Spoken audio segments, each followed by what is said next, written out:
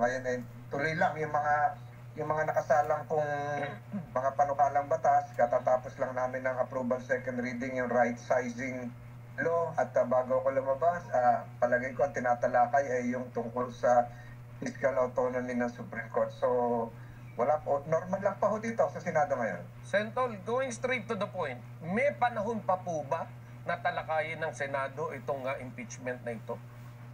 Kung titingnan po natin yung sistema, bukod po yung hindi po part ng legislation yung impeachment court, kaya maaari siguro sabihin ng iba na yung impeachment trial court, kahit naka-break, pwedeng umusad. Pero ito po, naayon na rin po sa kung ano pong ikikilos ng aming Senate President, kung matatanggap. Kasi break na ho ngayon start na po ng legislative break mamaya pag nag-adjourn, at pagkatapos po noon ay campaign period na. Baka yan na po yung oras na kukulangin. So basically, kahit mag-transmit po sila before the break, hindi ho naaaring basahin yan dahil mamaya break na talaga. Pag break na ho ngayon, siguro ilang oras na lang ito, mag-adjourn na rin kami. May mga tinatapos lang ng mga ilang mahalagang panukalang batas. Ayun. So siguro ang magsasalita lang dito ay hindi naman dapat ako si Senate President Escudero po. Ayun nga, tama. Sila susunod lang naman. Yes, susunod lang. Mangyayari.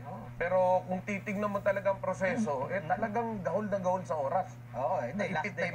Ipit na ipit. Yeah. Last day na Sentol, baka may idadagdag po kayo bago kayo bumalik Wala sa po, plenary. maipagmamalaki kong ito sa mga batas naman, maipagmamalaki ko po na naisulong natin, na-approve yung Konektadong Pinoy Act na magbibigay po ng malakas na internet sa mga eskwelahan.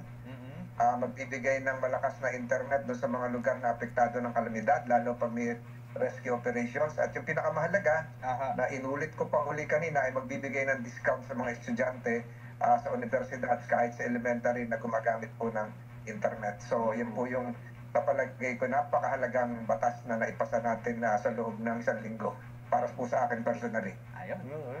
Napakaraming importante batas talaga para sa ating mamamayan Ayun. Maraming salamat po, Sentol. Para sa edukasyon ng mga kabataan po. Salamat po sa pagkakataong ito. Sumingit lang po ako sa inyo. Salamat, At, Sentol. alam ko pong kayo ay tama-tama na dyan tatlo. Kung magiging apat pa tayo, ay sikip na. Wala na ako.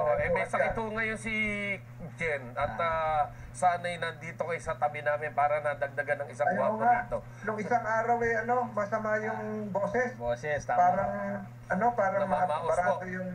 Oo, parang ang akala ko nga nag-concert.